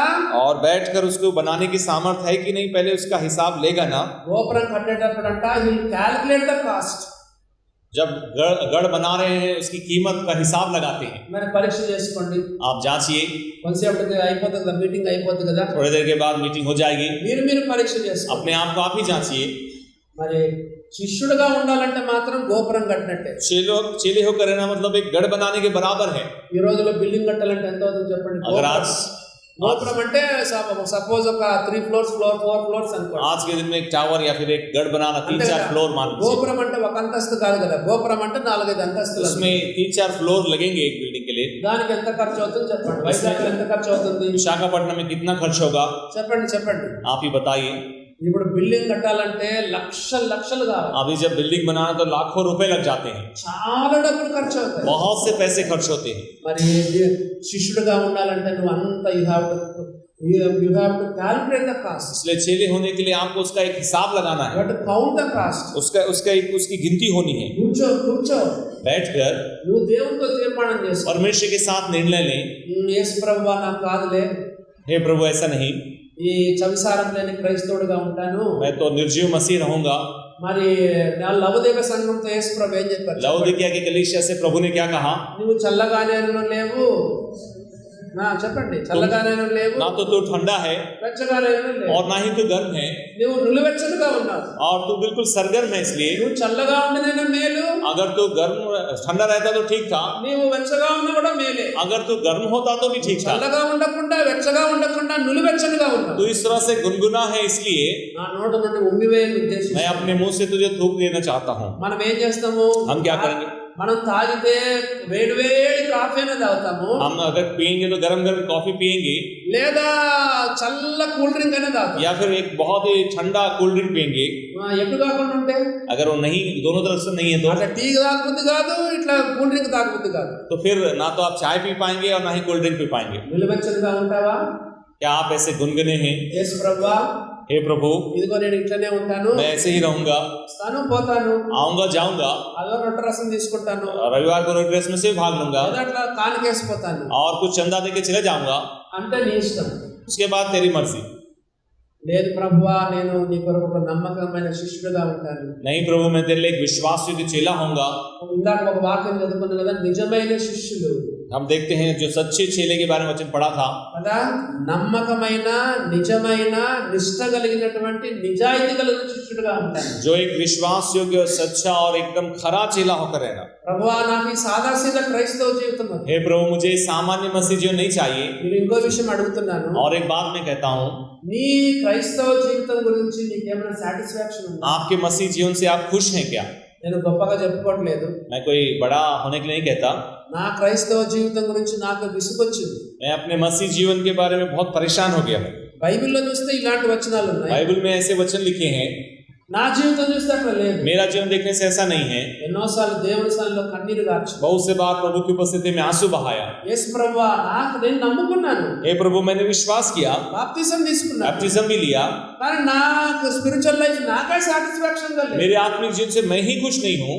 మరి వాక్యం చూస్తే ఇట్లుంది, लेकिन वचन में ऐसा लिखा है, నా లైఫ్ చూస్తే దానికి लेकिन- సరిపోవడం లేదు. लेकिन मेरा जीवन उस वचन से मेल नहीं खाता. నన్ను కరుణించు ప్రభువా. हे प्रभु, मुझ पर दया दिखा. Whatever may be the cost, प्रभु, कोई भी कीमत क्यों ना हो, whatever may be the price, कोई भी कीमत क्यों ना हो, ఏమైనా పర్వాలేదు ప్రభువా, हे प्रभु, कुछ भी क्यों ना हो, దైవ గ్రంథంలోని జీవితం నాకు కావాలి. वचन में लिखा हुआ जीवन मुझे चाहिए. ఏ వాక్యాలు నువ్వు రాశావు, जो वचन को तूने लिखा है, ఆ వాక్యాలు నా జీవితంలోకి రావాలి. वो वचन मेरे जीवन में होना है. వింటున్న వాక్యాలు, जो वचन सुनता हूँ, లిఖింపబడిన जो వాక్యాలు, वचन लिखा गया है, చెప్తున్న వాక్యాలు जो वचन प्रचार किया जाता है, జీవితంలో అనుభవంలోకి రావాలి. वो मेरे जीवन के अनुभव में आना है. దేవుని అడుగు. प्रभु से आप पूछिए. నిజమైన క్రైస్తవ జీవితము सच्चा मसीह जीवन సులభమైంది కాదు. वो आसान नहीं है. యేసు ప్రభువు చెప్పారు, प्रभु यीशु मसीह ने कहा, మీరు ఎవరైనా శిష్యుడిగా ఉండాలనుకుంటే अगर तुम में से कोई भी चेला होना चाहता है, గోపురం కట్టినట్టే वो एक गढ़ बनाने के बराबर है. కూర్చో, आप बैठ जाओ నీ లెక్క చూసుకో, और उसकी गिनती लो. గోపురం కట్టడానికి, जो गढ़ बनाने के लिए कितना होगा, శిష్యుడిగా ఉండడానికి चेले होने के लिए అంత తెగింపు, उतना त्याग, అంత త్యాగము, उतना बलिदान, అంత రోషము, उतना एक आक्रोश అంత పౌరుషం और उतना पौरुष నీ చేతనవుతుందా? क्या आपसे हो सकता है? కూర్చొని లెక్క చూసుకో, एक बार बैठ के सोचो క్యాలిక్యులేట్ ద కాస్ట్. उसकी कीमत क्या है, उसको एक बार गिन लो. ఇంకో మాట కూడా యేసు ప్రభువు చెప్పారు. प्रभु ने और एक बात कही. ఇంకా చూడండి ఏమని రాయబడిందో, और क्या लिखा है देखिए. మరి 31 వచనం, 14:31. लूका सुसमाचार 14 का 31 भी देख लेंगे. మరియు ఏ రాజైనా మరి ఒక రాజుతో యుద్ధమునకు పోయినప్పుడు और जब कोई ऐसा राजा जो दूसरे राजा से युद्ध करने के लिए जाता हो, తన మీదకి 20,000 మందితో వచ్చువాన్ని 10,000 మందితో ఎదిరింప శక్తి తనకు కలదో లేదని కూర్చుండి మొదట ఆలోచింపడా? पहले बैठकर विचार ना कर ले कि जो 20,000 लेकर चढ़ाई के लिए आता है उससे 10,000 से कैसे उसका सामना कर सकता है. శిష్యుడిగా ఉండమంటే యుద్ధానికి వెళ్ళినట్లే चेले होना मतलब एक युद्ध में जाने के बराबर, కదా, యుద్ధానికి వెళ్ళినట్లే. एक युद्ध करने के समान है. నీ చేత అవుతుందో లేదో చూసుకొని आप कर सकते हैं कि नहीं, पहले देख लो. కాబట్టి దేవుని బిడ్డలారా, इसलिए परमेश्वर के लोगों, అదంతా మన ఇష్టమే. ये सब हमारी इच्छा है. మా పొద్దున ఒక వాక్యం గుర్తు చేశాం కదా, सुबह हमने वचन में याद किया, బైబిల్లో 66 గ్రంథాలు రాసిన తర్వాత దేవుడు లాస్ట్ కి ఏమన్నాడు? ప్రకటన గ్రంథంలో చెప్పండి. बाइबल में 66 किताबें लिखने के बाद प्रकाशित वाक्य में परमेश्वर ने क्या कहा? 66 గ్రంథాలు చదివావు, 66 किताब पढ़ ली 66 గ్రంథాలు విన్నావు, और उसको हमने सुन भी लिया. లాస్ట్ లో నీ ఇష్టం. आखिरी में आपकी इच्छा है, అన్యాయం చేయవాడు అన్యాయమే जो చేయలేవు. अन्याय करने वाला है वैसे ही करता रहे. అపవిత్రుడుగా ఉండాలనుకున్నవాడు అపవిత్రంగా ఉండనివ్వు. जो आप पवित्र रहना चाहते हो उसे वैसे ही रहने दे. నీ ఇష్టం, నీ ఇష్టం. वो आपकी इच्छा है, आपकी मर्जी है. మీటింగ్ అయిపోతుంది కొంతసేపట్లో, उस समय में मीटिंग हो जाएंगी. చాయిస్ నీదే. आपकी ही इच्छा, आपकी मर्जी है. యేసు ప్రభువా, हे प्रभु, ఇంతవరకు ఎలా సంసారం లేని క్రైస్తవ జీవితం हे జీవించాను. प्रभु, अब तक तो मैं एक निर्जीव मसीह जीवन बिताया. 2023లో కూడా ఇట్లానే ఉంటాను. 2023 में भी ऐसे ही रहूंगा. కంటిన్యూ కావచ్చు, ऐसे ही चल सकता हूँ, లేదా या फिर ఈ వాక్యం ద్వారా నాతో మాట్లాడినావు ప్రభు, उस वचन से तूने मुझसे बातें की, నేను జీవిస్తున్న జీవితం నాకే తృప్తికరంగా లేదు, जो जीवन मैं बिता रहा हूँ उससे मैं ही खुश नहीं हूँ, నాలో ఉద్యోగం లేదు, मुझमें कोई उत्साह नहीं है, సంతోషం లేదు, कोई आनंद नहीं है, నాలో జయ జీవితం లేదు, मुझमें वो जीवन नहीं है, చాలా విషయాల్లో ఓడిపోతున్నా बहुत से बातों में हार गया हूँ, ప్రభు. ఏదో క్రైస్తవునిగా చలామవుతున్నాను कुछ కానీ तो मसीह होकर ऐसे चल रहा हूँ, నా క్రైస్తవ జీవితం గురించి నాకే సంతోషం లేదు. मेरे मसीह जीवन से मैं ही खुश नहीं हूँ. ఈ వాక్యం ద్వారా నాతో మాట్లాడు. अपने वचन से मुझसे बातें की, ఎంత విలువైనా సరే, इतनी भी कीमत क्यों ना हो, ఎంత ఖర్చైనా సరే, इतना भी खर्च क्यों ना हो, నేను నీ శిష్యునిగా ఉంటాను, प्रभु मैं तेरा चेला होकर నీ रहूं, శిష్యురాలుగా ఉంటాను, तेरी शिष्या होकर रहूं. నాకు సహాయం చేయి. हे प्रभु मेरी सहायता ఇక कर. చాలు ప్రభు, ఈ నామకార్థ జీవితం నాకు చాలు, ये नामधारी मसीह अब तक काफी है प्रभु. ఈ నిలువెచ్చని జీవితం నాకు ఇంతటితో సమాప్తం. ये गुनगुना जीवन अब यहाँ से खत्म प्रभु. ఎంత విలువైనా నేను చెల్లిస్తాను. इतना भी मूल्य मैं चुकाऊंगा. యేసు ప్రభువా, हे प्रभु నీ శిష్యునిగా నన్ను చేయి मुझे अपने चेले के रूप में स्वीकार कर. అని మనం జీవితాల్లో అప్పగించుకుంటే ऐसे अपने जीवन प्रभु को देंगे तो ప్రభు నీకు సహాయం చేస్తాడు. प्रभु आपकी सहायता करेंगे. ఇంకో విషయం మీకు చెప్పమంటారా? और एक बात मैं आपसे कहूँ, మన చేత కానిది దేవుడు రాయించడు. जो हम नहीं कर सकते हैं ऐसे काम प्रभु नहीं दिखाएगा. వినండి, బాగా వినండి, ध्यान से सुनिए. మన చేత కానిది దేవుడు బైబిల్లో చేయమని చెప్పడు. जो हमसे नहीं हो सकता है उसे करो बोल के प्रभु बाइबल में कभी नहीं कहता. మనము పరిశుద్ధాత్మ సహాయంతో చేయగలం. हम पवित्र आत्मा की सहायता से कर सकते हैं. పరిశుద్ధాత్మ సహాయంతో శిష్యులుగా ఉండగలం. पवित्र आत्मा की सहायता से हम चेले होकर रह सकते हैं. శిష్యుల్లో ఉండాల్సిన 3 లక్షణాలు మనలో ఉండగలవు. और चेलों में जो 3 गुण चाहिए वो हमें भी हो सकते हैं. The power of the Holy Spirit, पवित्र आत्मा की शक्ति से, పరిశుద్ధాత్మ శక్తి ద్వారా पवित्र आत्मा की शक्ति के द्वारा ఈ యొక్క శిష్యుల్లో ఉండాల్సిన 3 లక్షణాలు మనలో ఉండగలవు. चेलों में जो 3 गुण होने चाहिए वो हमें हो सकते हैं. మన చేతగాని దేవుడు రాయించడు. जो हमारे बस की बात नहीं है वो नहीं लिखेगा మన प्रभु. చేతగాని దేవుడు చేయమని చెప్పడు. जो हम नहीं कर सकते हैं उसको करने के लिए परमेश्वर नहीं बोलेगा. చూసారా దేవుని బిడ్డలారా, इसलिए आप देखिए, శిష్యులుగా ఉంటున్నారా? क्या आप चेले होकर हैं, శిష్యురాలుగా ఉంటున్నారా? क्या आप शिष्या होकर हैं.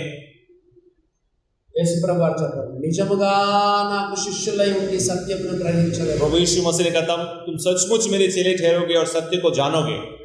మరి మామూలు క్రైస్తవులకు శిష్యులకు ఎంత తేడా ఉందో చూడండి. सामान्य मसीह में और चेलों में कितना अंतर है. మనం పరీక్ష చేసుకుందాం. अपने आप को हम जांचें. తిరిగి మనం పాఠ్య భాగంలోకి వద్దాం చూడండి. वापस हम अपने उस वचन भाग में आएंगे.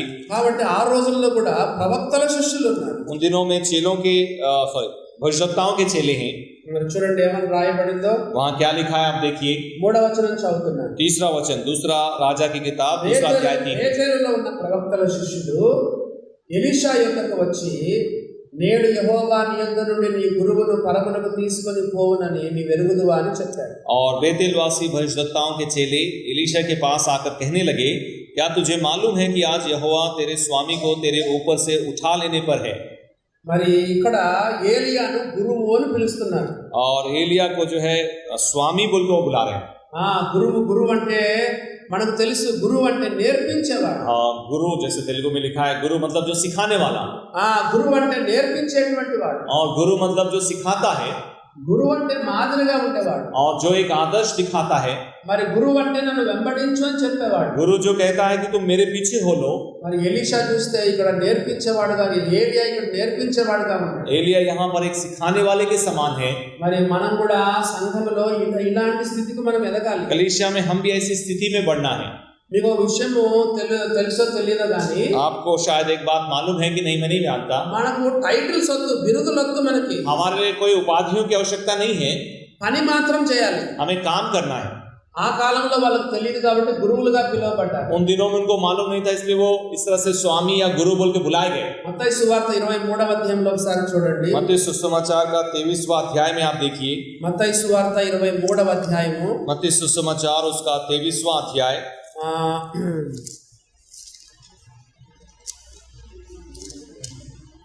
7వ వచనం నుండి 8వ వచనం నుండి చదువుదాం. 8वां वचन से हम पढ़ेंगे. మీరైతే బోధకులని పిలువబడవద్దు, परंतु तुम रब्बी ना कहलाना, ఒకడే మీ బోధకుడు, क्योंकि तुम्हारा एक ही गुरु है మీరందరూ సహోదరులు. और तुम सब भाई हो. మరియు మీ భూమి మీద ఎవరికైనా తండ్రి అని పేరు పెట్టవద్దు. पृथ्वी पर किसी को अपना पिता ना कहना, ఒకడే మీ తండ్రి, क्योंकि तुम्हारा एक ही पिता ఆయన है. పరలోకమందున్నాడు. जो स्वर्ग में है, మరియు మీరు గురువులని పిలువబడవద్దు, और स्वामी भी ना कहलाना, క్రీస్తు ఒక్కడే మీ గురువు. क्योंकि तुम्हारा एक ही स्वामी है अर्थात मसीह। చెప్పండి చెప్పండి, మీరు చెప్పండి ఇప్పుడు. अभी आप बताइए। బోధకులని పిలువబడవద్దు, बोला तुम्हें रबी बोल के ना बुलाना, తండ్రి అని పిలువబడవద్దు, पिता कहकर ना कहलाया जाना, గురువులని పిలువబడవద్దు. और गुरु या स्वामी होकर भी नहीं बुलाया जाना। అంటే మనం ఊరికే కూర్చోమని అర్థము. इसका मतलब ऐसे ही बैठना है क्या? కొన్నిసార్లు పౌలు చెప్పుకున్నాడు, నేను మీ తండ్రిని అన్నాడు. పౌలులకు రాస్తే ఏం చెప్పాడు చెప్పండి? कुरिन्थियों को लिखते हुए पौलुस ने क्या कहा? నేను మీ తండ్రిని కన్నానన్నాడు. बोला मैं तुम्हारा पिता हूं, मैंने तुम्हें जन्म दिया है। మనమేం పిలువబడకూడదు, अब ऐसे कहलाया नहीं जाना है, కానీ గురువు పని చేయాలి, लेकिन उस गुरु का काम करना है, బోధకుని పని చేయాలి, उपदेशक का काम करना है, మరి బోధకుని పని చేయాలి, తండ్రి పని చేయాలి. और पिता समान काम करना है। 3 ఇక్కడ ఉన్నాయి చెప్పండి. 3 है, తండ్రి, एक पिता है, గురువు, उसके बाद गुरु है, ఆ తర్వాత బోధకుడు या फिर सिखाने वाला या उपदेशक। మనం పిలువబడకూడదు కానీ ऐसा हमें बुलाया नहीं जाना है, నా పని మనం చేయాలి. लेकिन वो काम हमें करना है। మరి మనం గురువుగా ఉండాలి, हमें गुरु के समान होना है, బోధకుడుగా ఉండాలి, एक उपदेशक के समान होना है, తండ్రిగా మనం ఉండాలి. एक पिता के समान होना है। మరి ఇతను చూడండి ఎంత చక్కగా గురువు అని పిలువబడుతున్నాడు. यहाँ पर हम देखते हैं कैसे एक गुरु के समान बुलाए जा रहे हैं। ఎంత మందికి దేవుని వాక్యం నేర్పించినాడు, कितनों को परमेश्वर का वचन सिखाया। మీరు ఒక విషయం గమనించినారా? आप एक बात को ध्यान दिए, బేతేలులో చూస్తే ప్రవక్తల శిష్యులు, बेतेल में भविष्यवक्ताओं के चेले, ఎరికోకు పోతే మళ్ళీ అక్కడ ప్రవక్తల శిష్యులు. यरीको में भी भविष्यवक्ताओं के चेले। చౌదాం చూడండి ఆ మాట. इसको भी आप देखेंगे, రాజుల 2వ గ్రంథం 2వ అధ్యాయంలో दूसरा राजाओं की किताब 2रा अध्याय 3వ వచనంలో చూస్తే 3रा वचन आप देखिए।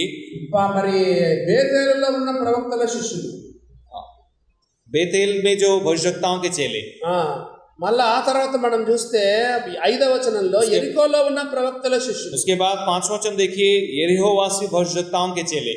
కాబట్టి మనం చూస్తే ఊరూరులో ప్రవక్తల శిష్యులు ఉన్నారు. इसलिए हर शहर में भविष्यवक्ताओं के चेले हैं। మరి ఏలియా ఎన్ని ఊర్లు తిరిగి సేవ చేసినాడు. एलिया ने कितने गांव जाकर सेवकाई की होगी। ఇంకో విషయం చెప్పమంటారా? आपको एक बात कहना चाहूंगा, ఈ రోజు ఆయన పైకెత్తబడబోతున్నాడు. आज ही वो ऊपर उठा लिया जाने वाला है। నేడన మాట రాయబడింది, वहां पर आज बोल के लिखा गया है। ఈ రోజే పైకెత్తబడతాడు, ఆరోహణం అవుతాడు. आज ही वो ऊपर उठा लिया जाएगा। మరి ఆయన ఏం చేస్తున్నాడు? और वो क्या कर रहा है? మరి ఈ రోజు నేను పైకెత్తబడతాను కాబట్టి आज ऊपर उठा लिया जाने वाला हूं, इसलिए ఎక్కువ ప్రార్థనలు గడుపుదాము, ज्यादा प्रार्थना में रहूंगा, ఎక్కువ వాక్యంలో గడుపుదాం, ज्यादा वचन में बिताऊंगा, वो सोच रहा है क्या?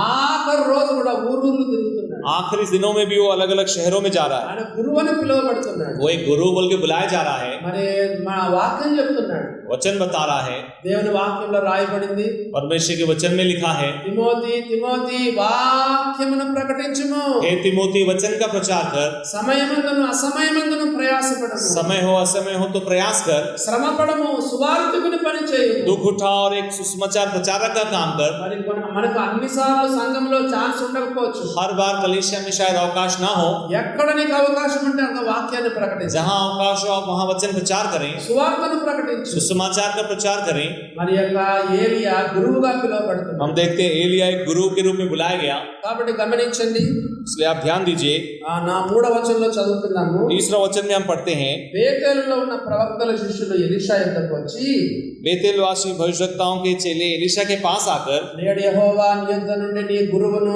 పరమునకు తీసుకొని పోవునని నీ వెరుగుదువా అని ఎలీషాను అడగగా, एलीशा से कहते हैं, क्या तुझे मालूम है कि आज यहोवा तेरे स्वामी को तेरे ऊपर से उठा लेने पर है? నేను ఎరుగుదును, మీరు ఊరకుండుడి అని. उसने कहा, हाँ मुझे भी मालूम है, तुम चुप रहो।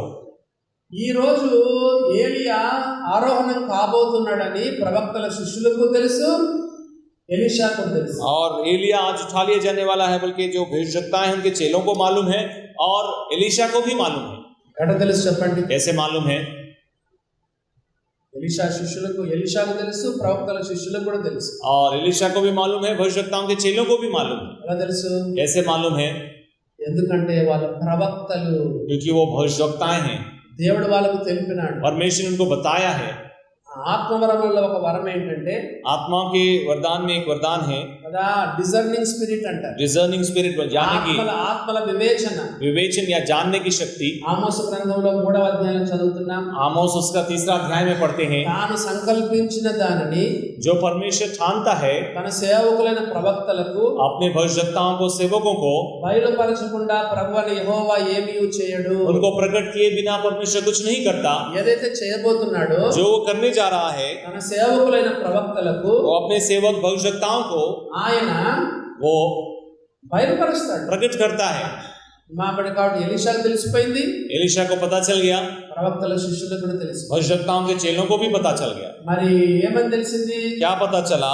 ఈ రోజే ఏలియా ఆరోహణం కాబోతుంది. आज ही एलिया उठा लिए जाने वाला है. ఇప్పుడు 4వ వచనం చదువుతాం. अभी हम चौथा वचन पढ़ेंगे. 4వ వచనం చదువుకొని మనము ముగించుకుందాం. चौथा वचन पढ़कर हम क्लोज करेंगे. 4వ వచనం చూడండి. चौथा वचन हम देखेंगे. పిమ్మట ఏలియా ఎలీషా యెహోవా నన్ను యెరికోకు పొమ్మని సెలవించి ఉన్నాడు గనుక నీవు దయచేసి ఇక్కడ ఉండుమని ఎలీషాతో అనగా, అది యెహోవా జీవముతోను నీ జీవముతోను నిన్ను విడువను అనెను. కనుక వారిద్దరూ యెరికోకు ప్రయాణం చేసిరి. एलिया ने उससे कहा, हे एलीशा, यहोवा मुझे यरीहो को भेजता है, इसलिए तू यहीं ठहरा रहे. उसने कहा, यहोवा के और तेरे जीवन की शपथ मैं तुझे नहीं छोड़ने का. अतः वे यरीहो को आए. ఆరోహణము కాకమునకు ఏలియా వెళ్తున్న ఎన్నో స్థలం ఇది. और उठाए जाने से पहले एलिया अभी कितने स्थान में आया है बताइए. చెప్తారు ఎవరైనా? बताइए कौन सा स्थान है, कितना स्थान है? చెప్పండి. पहला, दूसरा, तीसरा, ऐसे बताइए. ఏలియా ఆరోహణం కాకమునకు एलिया अपने उठाए जाने से पहले ఏలియా యెరికోకు చేరుకున్నాడు. अभी ఎన్నో స్థలం? अभी यरीहो को आया. ये कौन सा स्थान है, कितना स्थान है? చెప్పండి. ఎన్నో స్థలం ఇది? बताइए. 3వ స్థలం. ये तीसरा स्थान है. మొట్టమొదటి గిల్గాలు, पहला गिलगाल है, రెండవది బేతేలు, दूसरा बेतेल है, మూడవ చెప్పండి तीसरा है యెరికో. यरीहो है, तीसरा यरीहो है.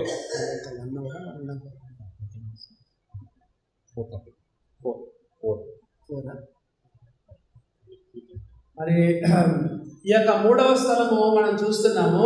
और तीसरा स्थान हम देखते हैं, కాబట్టి ఇది యెరికో అని మనం చూస్తున్నాం. उसे यरीहो बोल के हम देखते हैं. మరి ప్రభు చిత్తమైతే రాత్రి మనం విందాం. 4 గంటలైంది. 4 बज गया है. अगर प्रभु की इच्छा हो तो हम रात को इसे देखेंगे. మధ్యాహ్నం భోజనం మనం తిన్నాము. కొంచెం ఎట్లయినా కొంచెం కష్టంగా ఉంటుంది. दोपहर का भोजन किया, इसका थोड़ा मुश्किल ही होगा. 3 గంటల నుంచి 4 గంటల వరకు దేవుని వాక్యాన్ని విన్నాం. 3 से लेकर 4 बजे तक परमेश्वर वचन सुना है. దేవుడు మనకు పెట్టిన పేరు శిష్యులనే పేర్లు పెట్టాడు. परमेश्वर हमें चेले बोल के नाम दिया है. చాలా గొప్ప పేరు. बहुत बड़ा नाम है. మన జీవితాలను పరీక్ష చేసుకుందాం. अपने जीवन को हम जांचें. మరి పొద్దున విన్నట్లుగా ప్రభు మాటలు సీరియస్ గా తీసుకోవాలి. और जैसे हमने सुबह देखा है, प्रभु की बातों को हम गंभीरता से लें. కాబట్టి మనం సాదా సీదా క్రైస్తవులుగా ఉందామా, శిష్యులుగా ఉందామా? इसलिए क्या हम सामान्य मसीह होकर रहें या फिर चेले होकर रहें? శిష్యుడుగా ఉండాలంటే మాత్రం నువ్వు you have to SIT and count. अगर चेले होकर रहना है तो आपको बैठ के एक बार उसके मूल्य को गिनना है. శిష్యుడుగా ఉండాలంటే మాత్రం గోపురం కట్టినట్టు चेले बनना मतलब एक गढ़ बनाने के बराबर है. ఎంతో విలువను చెల్లించాలి. बहुत सी मूल्य उसका चुकाना है. నీకు చిన్న విషయం చెప్పాలనుకుంటున్నాను. एक छोटी सी बात कहना चाहता हूँ.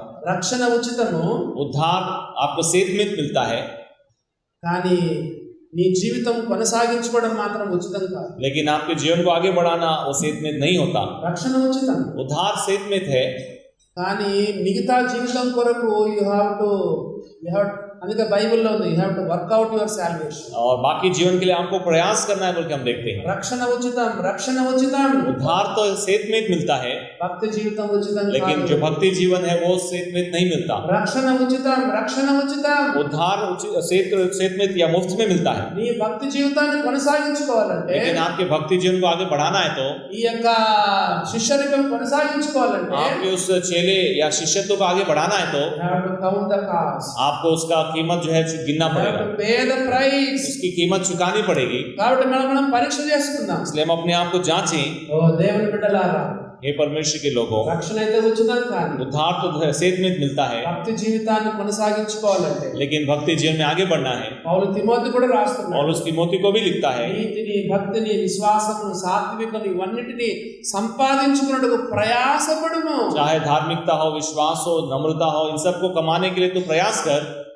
కాబట్టి మనల్ని మనమే తీర్మానం చేసుకుందాం. इसलिए अपने आप में हम ही एक निर्णय ले. సాదా సీదా క్రైస్తవులుగా ఉంటావా, శిష్యుడుగా? क्या सामान्य मसीह होकर रहेंगे या एक चेले होकर रहेंगे? శిష్యులుగా ఉండడానికి పరిశుద్ధాత్మ దేవుడు మనకు సహాయం और చేయాలి. चेले होकर रहने के लिए पवित्र आत्मा परमेश्वर हमारी सहायता करे.